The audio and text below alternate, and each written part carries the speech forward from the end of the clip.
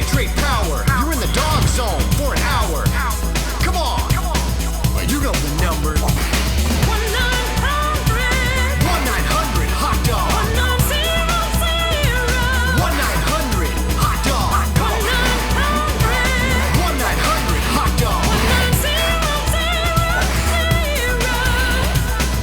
Yeah, 9,000. Welcome to the DOGGZZONE 9000, the official podcast for 1-900 Hot Dog, the last comedy website. We're funded entirely by Patreon. Go to it and subscribe at patreon.com/1900 Hot Dog. You get daily articles by the world's leading funny people. We'll even email them right to you. It's like the good old days when we had websites. People love it. I'm Sean Maybe from the internet, and my partner was a stand-in reserve backup dancer for the international hunk act, Liquid Buns. He's a novelist and a Robert. He's a Robert Brockway. I killed so many hunks and I never got on stage. It's just, there's no justice. Here's a Brockway fact. On 3 separate occasions, I have defeated an overweight ninja in a nunchuck battle. No follow-up questions. No need. Our guest is a producer, editor, and karate man. He is my old and dear friend, Eddie Dotty. Hi, how you doing? I was going to try to do a Welcome hi-ya. It kind of came out, it kind of stumbled out the gate right there. Sounded almost like pirate adjacent. I think, yeah, I would say that's accurate. We could take it again. You want to come in with like a hi-ya? Leave it now. It's okay. A ki-ai? Maybe a cho? I always like a nice cho. Joe, actually, I was going to say there's, not to bury the lead on this one, there's a moment in this episode that we're about to review that completely reminded me of your article on Fred Eddish, Sean. And there's like you had taken the photo of Fred Eddish showing like the weakest leg kick ever.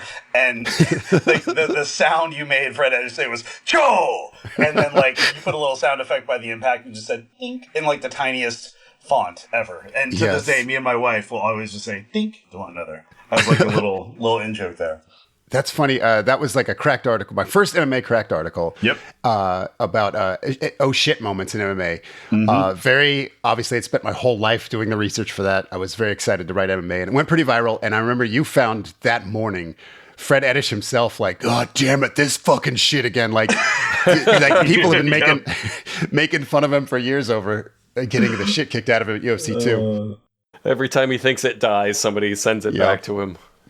But that dude at like 52 years old came back and got a pro fight and won the pro fight. And he's such a sad old man. He's like, yeah, and that fucking guy, like, he had to take a fight with Fred Eddish, and that's a no-win situation. You win, you fucking beat the worst guy UFC ever had. And you lose, you lost to Fred Eddish. It's like, God damn. It's too self-aware. But good for him. Good for him. Let's do some plugs. Yes. Brockway, is there anything you legally have to plug? Hi, yes, I am legally obligated to promote my new book, I Will Kill Your Imaginary Friend, for $200. I'm so legally obligated. That's why I'm on this podcast, even though I'm still fucking sick from meeting Sean's kids one time. The book comes out on the far distant date of January 27th, 2026, which is, holy shit, it's next week. Time's fucking crazy. Yeah. Time is nuts.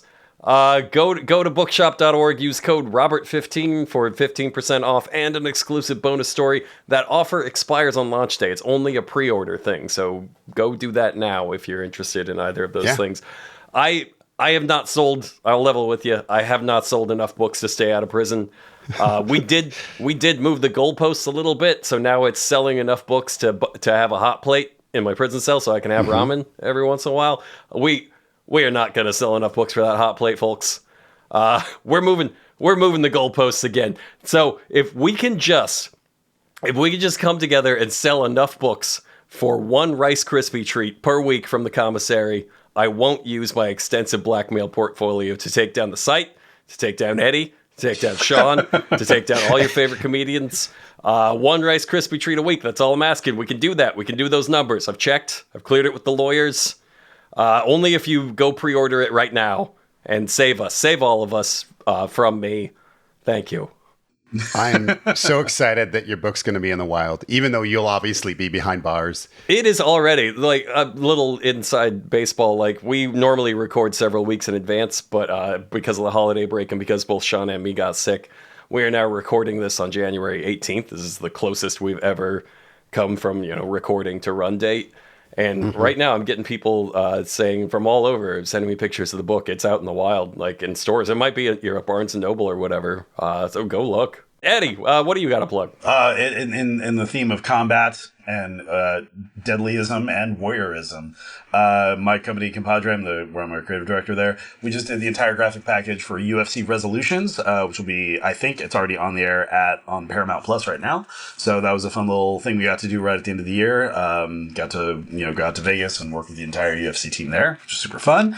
And I can talk about it even though it's not out yet, but it should be out soon. We're doing the whole ringside reports for WWE 2K26. So we're doing a whole fleet of videos for WWE 2K about the upcoming game, which I gotta say, I mean, this isn't just like, it looks kind of sick. Like the amount of like customization and like just the amount of just like crazy, impossible time anachronisms you can have with what wrestlers fighting who and what does what. It's pretty, there's a lot of depth there for sure. So keep an eye out for those. All right. I already plugged our website. I got nothing to plug. So one of the great things about running a podcast is you get to declare what you're talking about. And today I declare we are talking about the Deadliest Warrior again. This is the episode where the dumbest idiots on TV thought, what if a Maori warrior fought a Shaolin monk?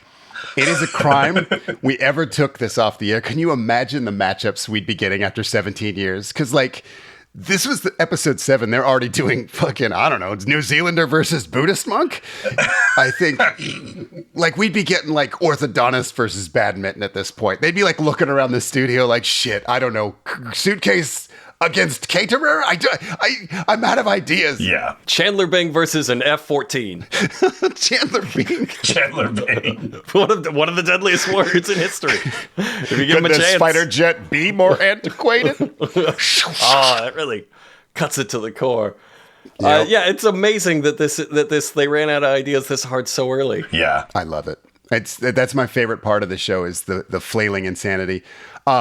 Last time we talked about it, we did Ninja versus Spartan, which is like, fuck yeah. Like, yes. What a matchup. And that really demonstrated that, like, oh, they're going to run out fast because you can't reuse these, right? Or maybe that's what they would have done if they kept going. Because I would like to see both those guys fight lots of other people. Maybe a big tournament. I brought that up because I do want to talk about, if you remember, the ninjas in that show were like a stunt guy and just a real studious ninjutsu nerd. And then they gave those guys like these Cowabunga ninja toys and told them to pierce bronze armor with their fucking nunchucks or whatever. And then the Spartans, they gave fucking UFC light heavyweight champion Chuck Liddell, and they gave him like a sword gauntlet. It was not fair is my point. And so we spent a lot of time making fun of the ninjas. And then the ninja stuntman wrote to me. His name is Michael Lear. And his career has been crazy. He was in a bunch of Scott Adkins movies. He was in John Wick, Westworld. He did stunts in fucking RRR. He did fine after Chuck the Iceman Liddell came in and broke all the ninja impact sensors. But anyway, he's a super cool guy, and he did not mind we were making fun of him. He wanted to come on the show, maybe to curse us with ancient ninja magic, but we were talking on Twitter, and everyone stopped using that because of the Nazis. So. Anyway, we're not in touch anymore. We'll do another one of these if you're still listening. Find a non-Nazi communication method. I've just checked. There aren't any. Maybe just come over. Just come over. We're in the white pages. Just give us a look up.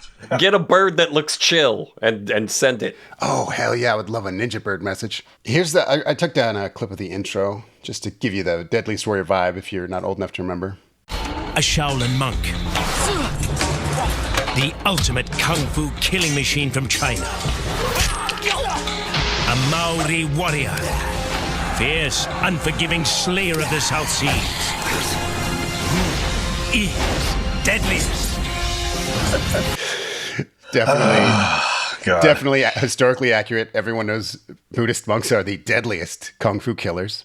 This may be the first episode where, because again, like it started off decently enough, the series, like with like different types of, fighting, classes and stuff like that. But this is like the first time where it's like religion versus ethnicity. And it's just like, I don't know. It's like, I don't know if I want to feel comfortable talking about this. Like when they first introduced this and they what's great is that they decide how big the guys are. They're like, yep. Shaolin monk, he's 5'7". You're like, well, how did you determine that? He's 145 pounds. You're like, he needs to eat a little bit more. Yeah. Well, I guess that's not, in vibe with the whole thing.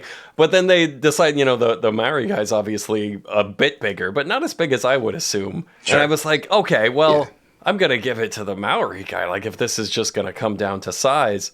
But then they do the same thing as they did with the Spartan versus Ninja one, where they're like, okay, there are vastly different levels of technology we're going to give each of these people. Exactly.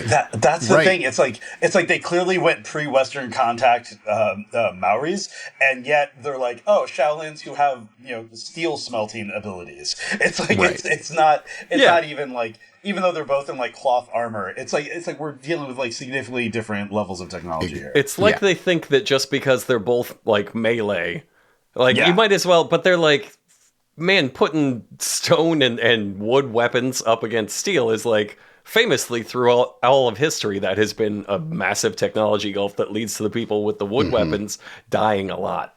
So a lot. Yeah, the Maori warriors are like gluing seashells together. Yeah, and the Shaolin monks are like ordering shit from Black Belt magazine, and it's not fair. Oh, I've got something to say about that when we get to the hook swords. Believe me. Yeah, I'm jumping ahead. Sorry. We are kind of jumping ahead, but they do comment here that like, the Shaolin monk, he is a skilled master of martial arts and its most lethal steel weapons. And I had some comments on that no, they're not. Like they fight with like a thin slice of crowbar and a sword that'll bounce off and wobble for an hour if it hits your neck wrong. Like they fight almost exclusively with weapons Jackie Chan has to slap you with 30 times to kill you. And I've verified this with 70 movies, which is way more research than the people who made this show did. Like, you think, oh, you just saw that in movies. Like, these guys also just saw this shit in movies. That's what we're dealing with. These are not experts on lethal murders. Well, they sure introduce them like it, though. My favorite is that they cut right out of that intro and they go, this is the fight lab. And it's just a bunch of guys fighting in a lab. Yep. Like, it's just like 10 people fighting in a lab. Like, this is all day for them. Like, they just fight and write something down and then fight some more. I kicked that rubber head. 6 out of 10. Put that in the spreadsheet. Okay, so we've got a 35-pound weight disadvantage for the Shaolin monk. And they do kind of hit on something that I don't think gets considered a lot in hypothetical combat, which is when one side really wants the other dead. Like a maniac with enough murder in his heart, I don't think has to be quite as good at fighting as like a skilled fighter, for instance, because he wants to be there. He wants to be murdering. And the other guy's like, I just like fucking enjoy boxing. What's with this maniac? So I do think having a size advantage and being a shrieking man-eater is a significant bonus to the fight, rather than being like a meditative Chan Buddhist or whatever. I think that's bad. See, I think if like you get a guy that really wants to murder you, and then you give him, I don't know, like a rubber duck, and then you give yourself a gun, I think technology prevails. I agree. But I would have liked to have seen that episode of Deadliest Warrior in season 17. Rubber duck versus gun. Rubber duck maniac versus bored man with gun. You'd have to be like a solid coral belt in rubber duck in order to even just like stand a chance. The amount of training to overcome that leap. I also think this is another one that you could just do this. Like Shaolin monks and Maori are not extinct. You could have Mark Hunt rush the stage during a traveling Shaolin monk show. Just see how many he could take out with a tooth club. A real scientist would have done that. That would look like, I can tell you how it would look. It would look like the fucking intro to Fellowship of the Ring when Sauron is just like whacking elves like halfway across the field. It would look like a bowling in like scattering. Just Dynasty Warriors. Monks. Yeah, totally Dynasty Warriors. Devil May Cry with Mark Hunt. So, just in case people didn't see the show or listen to our first podcast, let's talk about our fucking Deadliest Warrior scientists who run the fight lab. We got Jeff, and he is a biomedical scientist and karate black belt. He's... I think biomedical scientist is one of those things that's like, you've added too many things and now it means nothing. It's like, if you had said you were a medical scientist, if you had said you were like a biological scientist or something, but if you say you're a biomedical scientist, I'm like, you're making that up. It's like calling an IT guy a computronical technician. Yeah, you're like, no, now I don't believe you know. Yeah. I don't think you know what a computer is. Yeah, exactly. His job is he puts the sensors in the gel dummies, and then he's like, well, if that was a real head, getting split in half like that could cause trauma, possibly even death. Then there's Armand, and he's an ER physician. who doesn't know karate, but he's also pretty good at telling when like a big sword wound would have hurt. So he's kind of got the same job. It has no martial arts like theme to him. And then of course there's computer whiz Max Geiger. You gotta say it, the whole thing every time. He entered shit into Microsoft Excel, and they never figured out how to dress that up like anything else. He is just typing stab numbers into bonk columns. They show you the Excel sheet. It's just a cube. It's just a screensaver. Here's how he describes what they're doing today. These two warriors have never met in history, which means that the battle that will be taking place today in this machine is unique.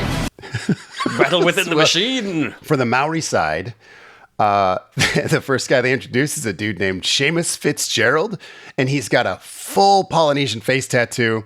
And at the risk of stating the obvious, Seamus Fitzgerald, you can just fucking change your name, buddy. You can, if you got like no colored face left, and your job is Maori weapons historian, just call yourself Fuck Shark. You can just.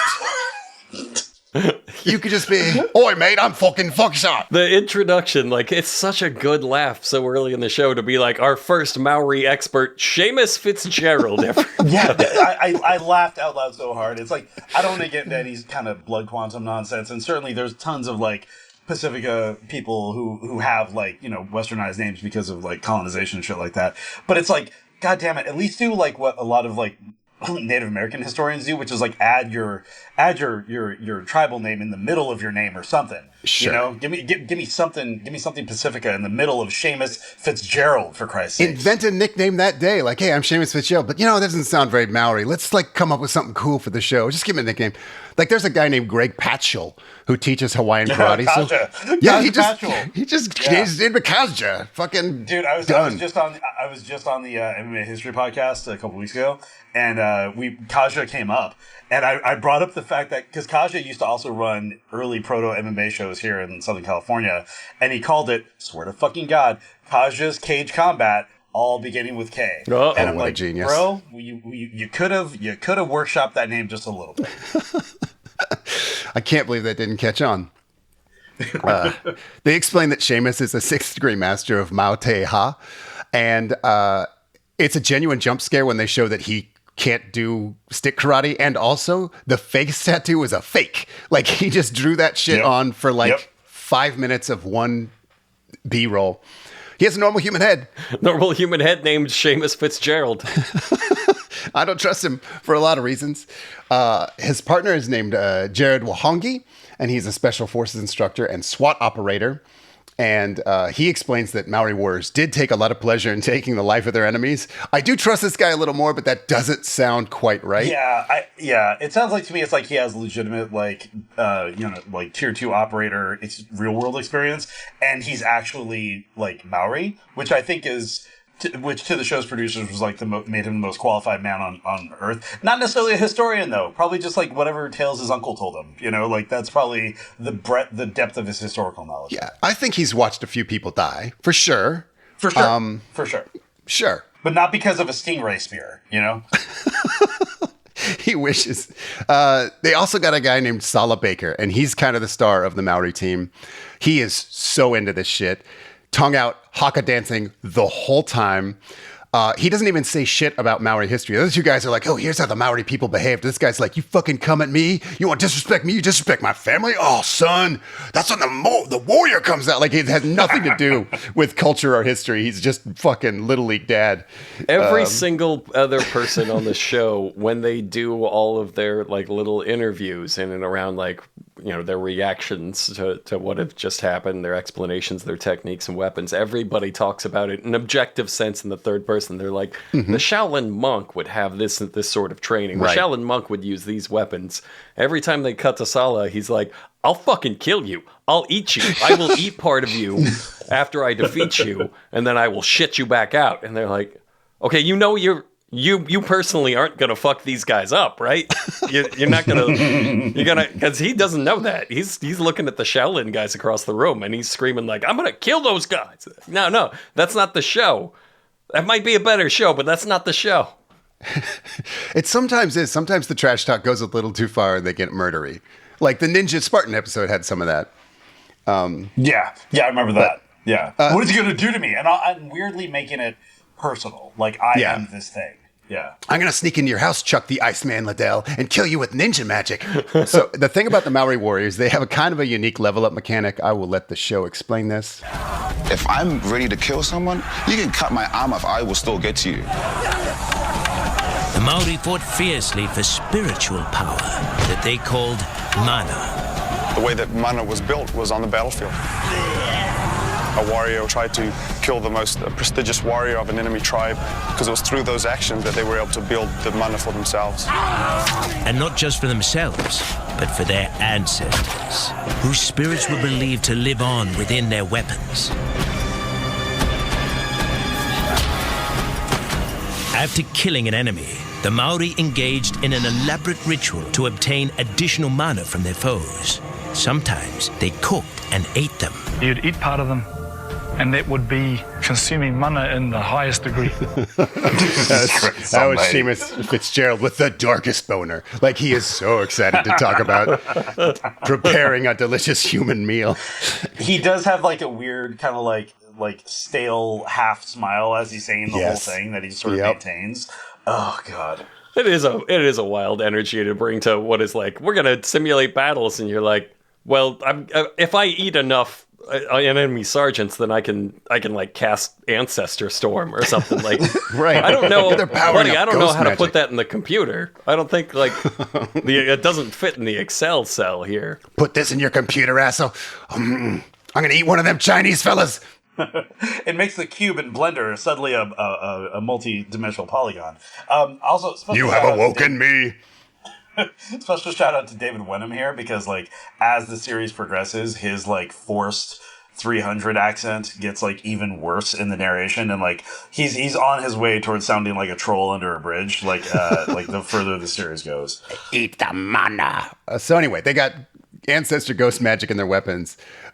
They eat you after they kill you, and that like gives them extra XP. They seem very overpowered. I am just pissed they didn't put that into like the weapons. Like, right, make that one of the categories. They just said this crazy shit. Make the Shaolin guy say like whatever my spirituality is, and then put that in the fucking computer. See what the computer says.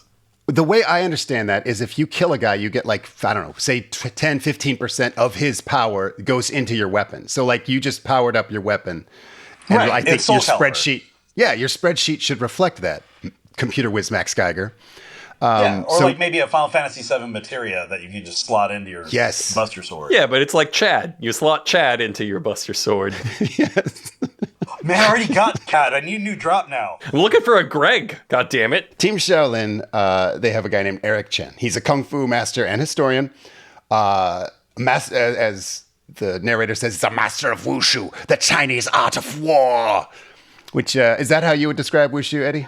No, like not even a little. Wushu is like it's like the Walmart sampler of like Chinese martial arts. It's a modern martial art that's like a conglomeration of like styles of Southern and Northern Shaolin, mostly Northern Shaolin, demonstrated for show.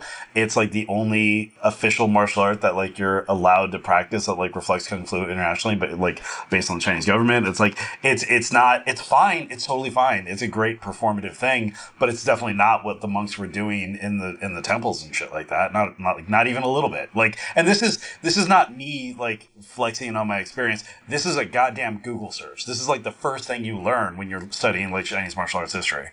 And I appreciate your knowledge, but Jamie, I want to cut all that and let's replace it with Chinese art of war. Sorry. One of them is, I mean, you can see how one of them is better for a TV show. Yeah, there are Northern Shaolin styles that like look equally as like more authentic and like equally as impressive visually for sure. And again, I'm biting my tongue until it bleeds as we talk about the goddamn swords. But like it's just one of those things where it's like there's so much you could do, like the things that are iconically kung fu that you would see in kung fu movies that still exist from like the 70s are not wushu, just by and large.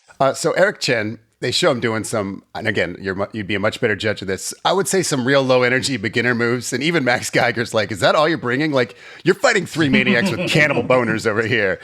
So, but this guy seems like a real, Yeah, Eric Chen feels like a real gentle guy to me. Like his main abilities are souffle and saving wrapping paper. Like this guy is maybe a bad choice to go up against the Maori cannibals. Anyway, the next guy's named Wong Wei, and he's there to, quote, test the team's flexible weapons.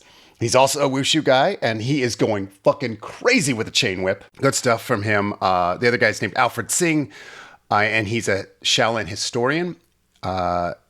He says that the Shaolin will dominate with their technique and training, but little does he know there's not a fucking box for that in the computer whiz Max Geiger's spreadsheet. We have some predictions here. I'll play this. There's no question that the Shaolin monks will win the battle. They have superior skill. No Shaolin monk's gonna stop. It may stab me or hurt me, sure. But if you get that close to me, great. Because now it's my turn to rip your head off. Rip your head off. Our experts are divided on which warrior will be the victor. I think the Shaolin monk is overrated, frankly. I think we've been lied to by a lot of Hollywood movies, and so because of that, I'm going to go with the unexpected, fresh, and the new, the Maori warrior. The unexpected, fresh, and the new, entire nation of people that have been around for thousands of years. I just want to stop you real quick here, Sala. If I let you go, you're not going to attack those guys, right? You understand the show now. You personally aren't going to kill those guys. No. My God. I love that he called the Shaolin monks overrated. He's like, I don't think those fucking movies are true, man. Like, so funny. It's like Galaxy Quest treating them as like historical documents of like, right. Listen, I saw Fist of the White Lotus. I saw Master of the Flying Guillotine. All right, you can't stretch your limbs out like that in real life. Like it's just nuts. But I did see American and Shaolin, and that's true. You can. Yeah, that is a documentary. You can turn their Buddhism around with American pranks and rock and roll attitude. So let's get to the weapons. The twin hooks is what we start with, and this is a razor sharp handheld arsenal. So here's the thing about the twin hooks. It stabs, it slashes, it blocks, it bradles, it broils, it daggers. It does everything. This was a really funny demonstration because Eric did like a sweet Tekken combo with his twin hooks, like to demonstrate how you can just spin and slash and then when it's time to like tornado through a pig, he just kind of goes, take that. It's a real letdown. They do love it though. Max Geiger, when he fucks up the pig, he goes, pork chops. And I cannot believe they left it in. I'm waiting for the sound clip you took of the doctor. I'm not sure I did. No, you're not going to play say? it? This is fillet of human body. I considered, but like, to what end? I wanted people to enjoy the Deadliest Warrior, and like, there's moments like that where you're like, God, fucking damn it! This show sucks. Fillet of human body. Immediately the doctor had to be like, cut. Can you don't put that one in? I think it's crazy because like these guys, so many of their guys come in with bully energy. Like the Maori guys want to eat them, and then like even the Shaolin guys are kind of getting into it. Like, no, fuck you. Our kung fu's awesome. And then they have these three nerds here who are just like pork chops, fillet of body, and you're like, oh, God, you're gonna get bullied. What are you bringing? You nerd. Not you, Max Geiger. I know you put shit in that Excel sheet. You're cool. Yeah.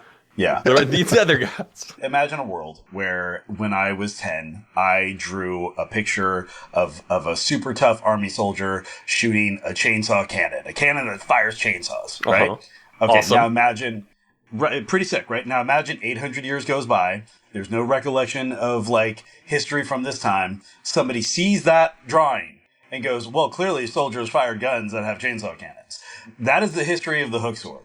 There is not one like of a weapon supposedly made of steel. There is not one like ancient one that ever existed. There's a drawing somewhere that dates back to like the 1700s. Well, and they're like, oh, well, clearly. And basically there was a guy, I forget his name, but he's been an extra in some Hollywood movies. He also designs a lot of like prop weapons. He saw this drawing and went, oh, clearly they used it. And so he made the hook swords and like sold them in Black Belt magazine. And then somewhere along the way, we just sort of like, there's like a cultural delusion that like these things were real, they existed, and Shaolin monks used them when they look like they were drawn by a toddler, because they probably were. Like they were just This rules. the most practically ineffective weapons I've ever seen in my life. Somebody said like, oh, the hooks are meant to take out the hooves of a horse, and it's like, then what the hell else is the rest of this thing for? Because this thing does not look like, it looks like a child's idea of violence. That is my rant on the fucking hooks. I love it. That's what's overpowered on the show. Well, the computer would like to disagree with you. Exactly.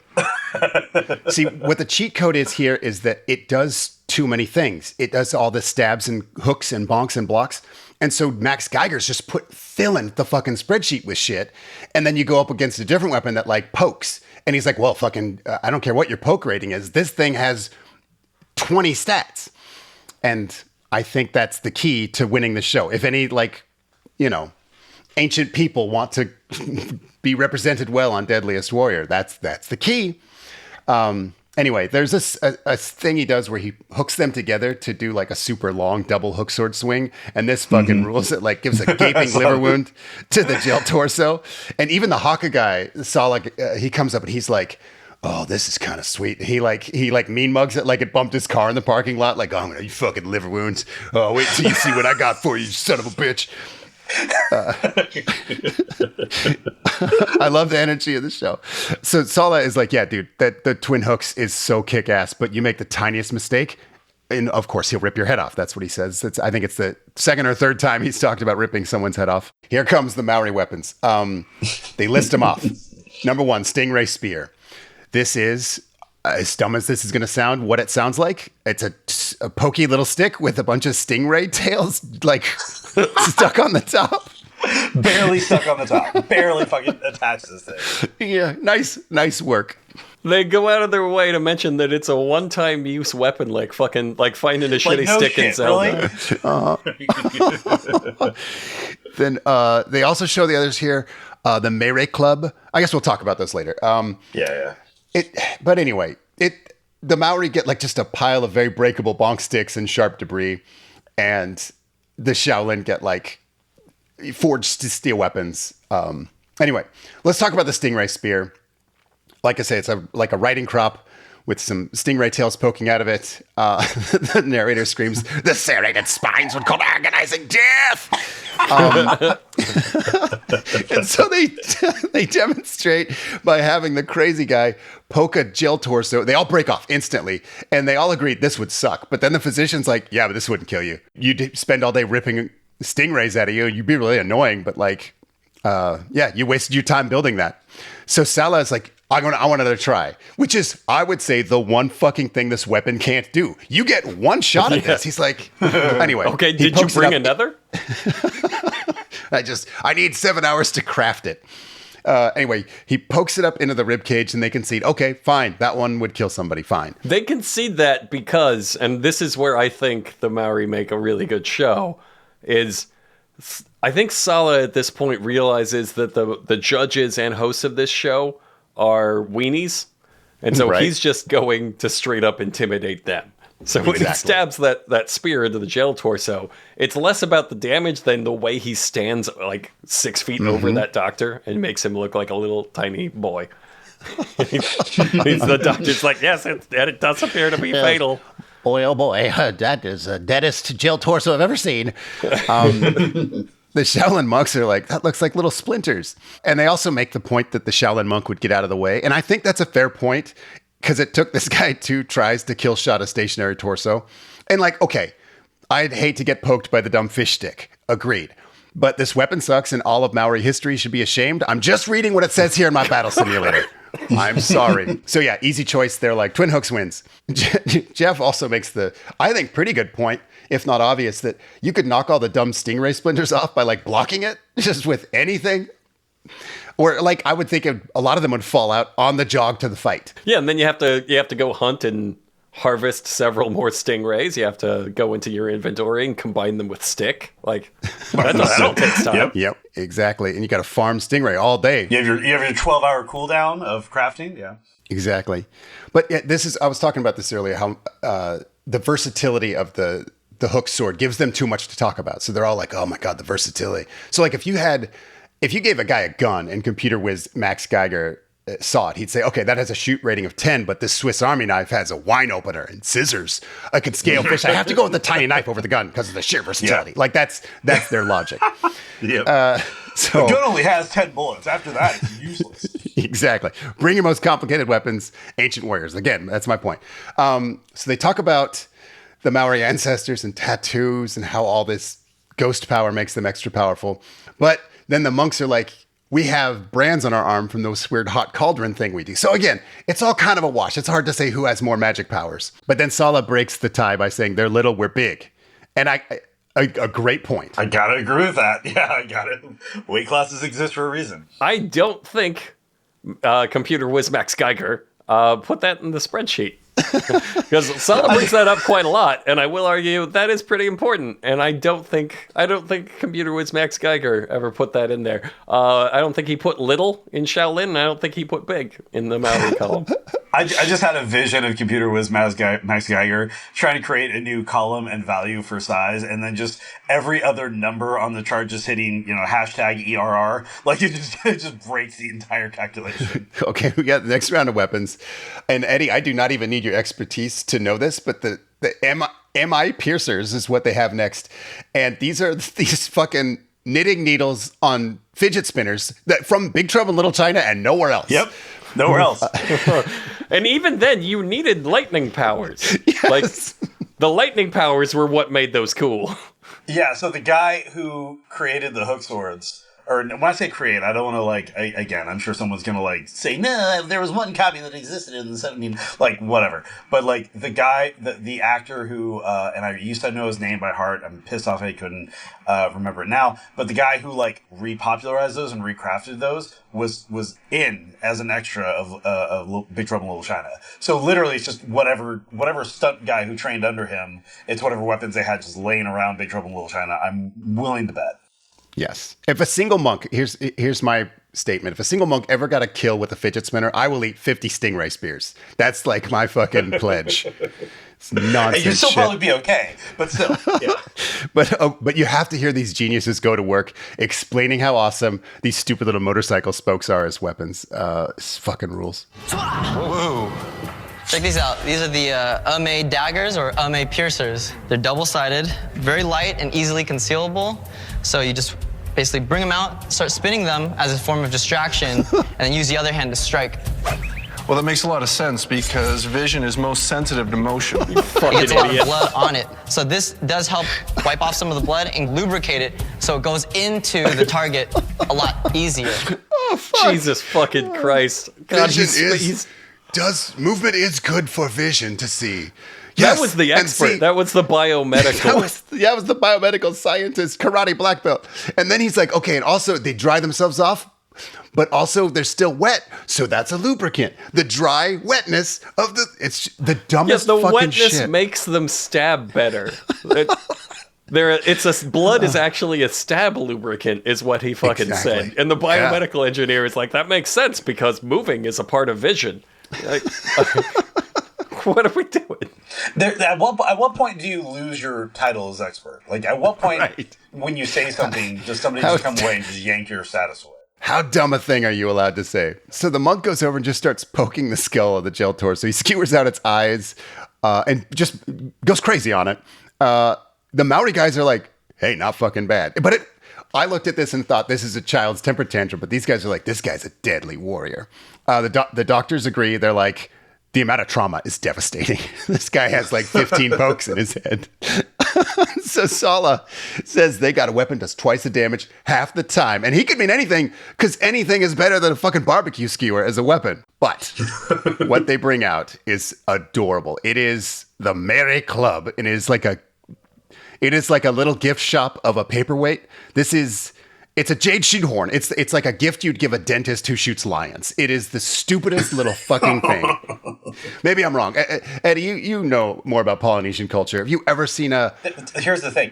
There are a greater selection of weapons, which they do get to. It's not like they hit the bottom of the barrel and then came up with this. There's a ton of better examples across. And here's the other thing is that Shaolin, that word is doing a lot of work. Like in terms of like, as we're seeing, in terms of like the breadth of it, you could easily go like make Maori in like some sort of Pan Pacifica, warrior, and like draw from like Fijian like decapitation clubs and like what I mean. Like there's no shortage of like really incredible like Pacifica weapons made out of like incredibly strong oak strength wood. Oh yeah, and, I fought to the like, death in Waikiki a few times. I know some of these. You know what's up. I actually did get into a fight in Waikiki once, but anyway, that's a separate story. But no, like it's crazy how they're giving like Shaolin such a broad spread of like possibilities when it comes to the weapons, but they're being incredibly narrow when it comes to like the Maori guys. So it's like they I don't know why they chose this out of anything that it could have possibly had. It's a good skip and rock. Like if you saw it, you're like, ooh, that's a nice rock. Sala explains it's an honor to die by it because it's passed down by ancestors, and his is like this cute little paddle with the price tag still on it. It's like I don't think your ancestor owned that, pal. So if you remember, they tested the barbecue skewers by poking a gooey head, and so in order to test the little paddle, he slaps an old cow skull in half because that's how scientists compare things. Now, we say old cow skull, you need to picture like from an Arizona gift shop, like sun-aged, just networked with cracks. Like they put it on there and there are huge pieces missing, and it is clearly just brittle as shit. And they're like, now this is a scientific test of killing power. It's like not even a sixth grader's understanding of science. It's one of my favorite things in the show. I've talked about this last time we did the show, that there's no control group. There could be. You could go up and hit the fucking jail torso with a paddle, and then you'd know which one does more damage to the number. They also tested on some thin bricks, but first they try it with a Bowie knife. They're like, hey guy, you want your paddle to look cool? Here, try it with a Bowie knife. He's like, oh darn, the Bowie knife only got one brick. Then they give him the paddle. He fucking hits it as hard as he can. He's like, look, 3 bricks. Paddle better than knife. I feel like they needed to blindfold him or something because he was a little motivated to have one side win. I was so astonished when the Bowie knife went through one brick, because it's just about mass, and like you stabbed through. It's a really thin brick, but you stabbed through a brick. Like, man, it's pretty good. That's pretty good.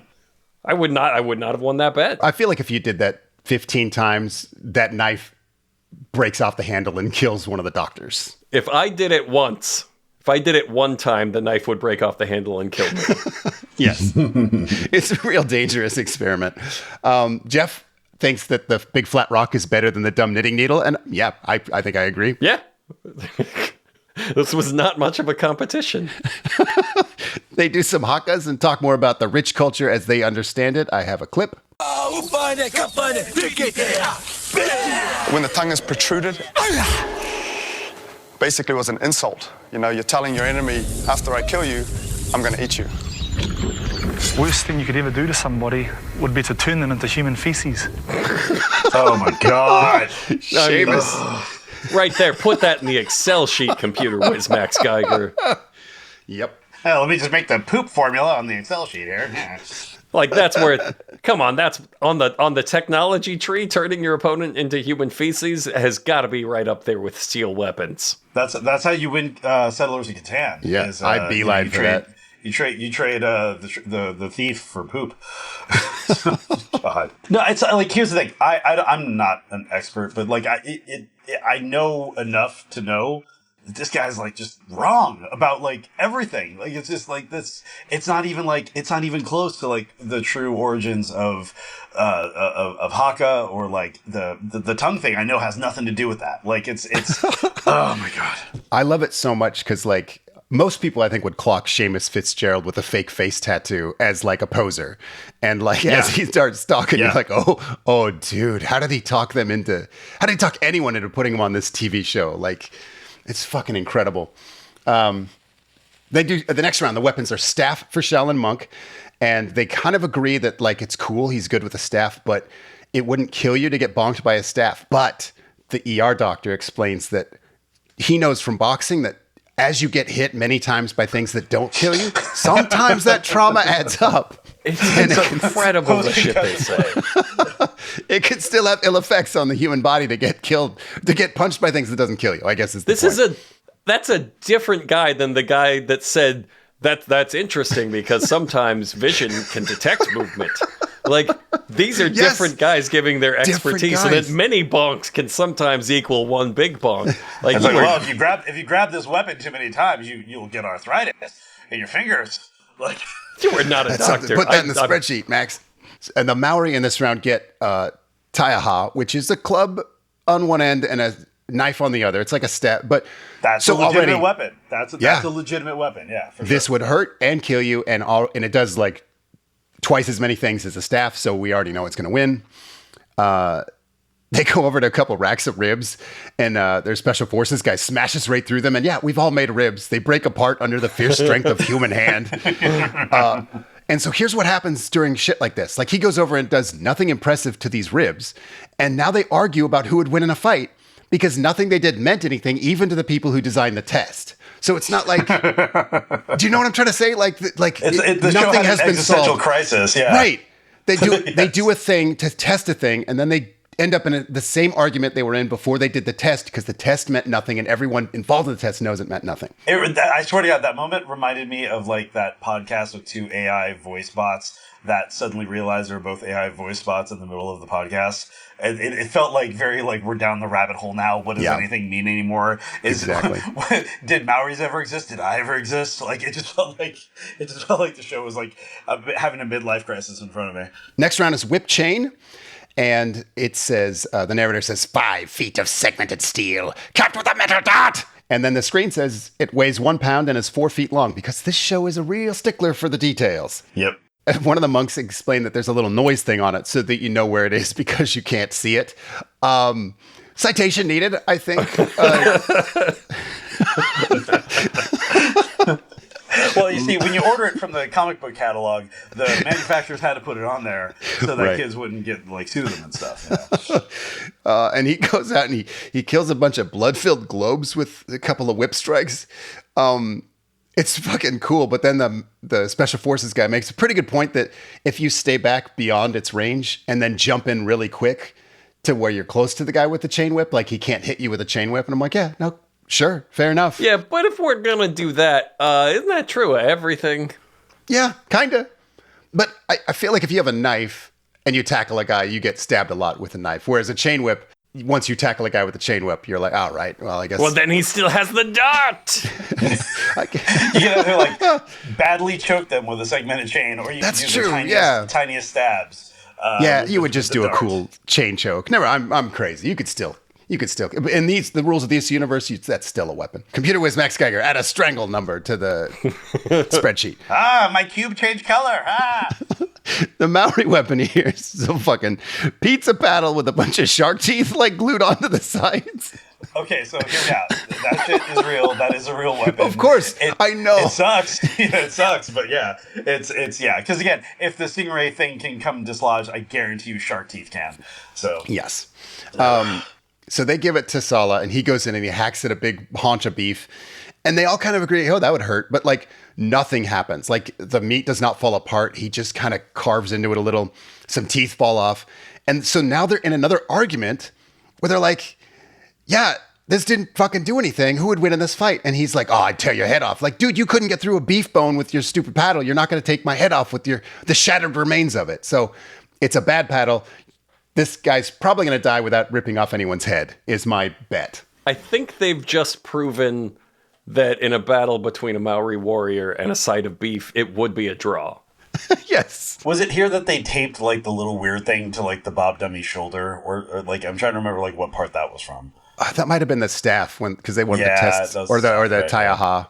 They wanted to test if you could break a collarbone by smacking somebody in the shoulder with your stick. That's right. Yep. Sure enough, yeah, you can break a collarbone with a fucking stick bonk. You can break your collarbone if you fall wrong, or if you live past 60.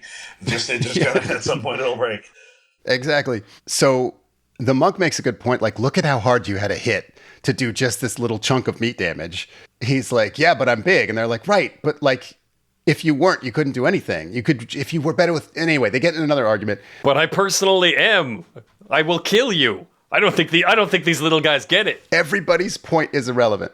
The Maori guys say being big and strong is the best. The Shaolin monks say technique is better. But neither of them have a real choice on which side of the argument they have to take. Because obviously, anyway, they say the club wins, the stupid paddle wins. I don't know how they decided that. It's just two very different things happened. Neither one of them very impressive. Okay, I know exactly how they decided that.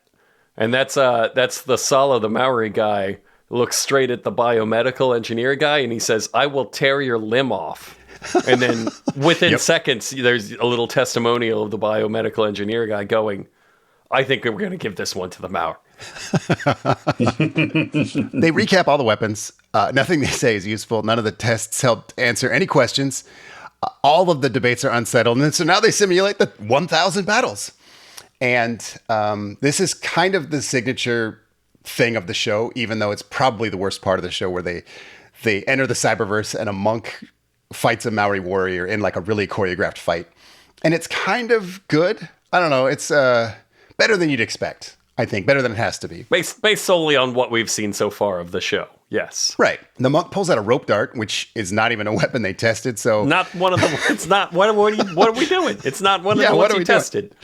The meticulously and scientifically tested weapons aren't even being used. Anyway, they go back and forth. They disarm each other over and over. And it's down to Shark Tooth battle versus Fidget Spinner. And Fidget Spinner wins. That's how they wrote the scene. Right, because the weapons that they faced off against each other, they wound up not using that in the reenactment. And like, I get that you're going to scramble the weapons in the sheet or whatever for your 1,000 battles. That's why there are 1,000 battles, is you're doing the little combinations. But like, what was the point of the show then? Right. Because the whole show was just about this weapon versus this weapon and then deciding what wins. And then if you're not even going to use that in the reenactment part, what did all of the experts do? As I think they determined that vision can detect movement is what we've decided. Unless you're a T-Rex, and you might be. Yeah. T-Rex versus biomedical engineer, episode 18. They see the title, they're like, oh shit! T-Rex versus computer whiz Max Geiger. Oh no! I gotta get out of here. Okay, so monks win 692 times out of 1,000. Max Geiger explains that if you get cut open, you're not getting up after, which I think is another great point, another learning moment. And then I feel like this is a pretty good joke. It's a little racial, but Sala says, oh, okay, so the monks won, but that's what the computer says. Computer's probably Chinese. I think they go out on it. They knew they had something there. Yeah. I think they should have gone out on, I will turn them into human feces. Agreed. I will eat you and poop you out. That was it. That was the show. What a fucking magical thing. You know what? We can go out on the feces line. That works, yeah. When the tongue is protruded, basically was an insult. You know, you're telling your enemy, after I kill you, I'm going to eat you. Worst thing you could ever do to somebody would be to turn them into human feces. Einstein, 100, Frankfurt. Einstein, 100, Frankfurt. Unser Podcast genau. Und mit maximalem Schau. Sag Frankfurt Podcast? Korrekt. Ja. Der Kraft ist nicht gratis, nicht ohne. Schick die in die Hundezone. 4 eine Stunde. Komm schon, du kennst die Nummer.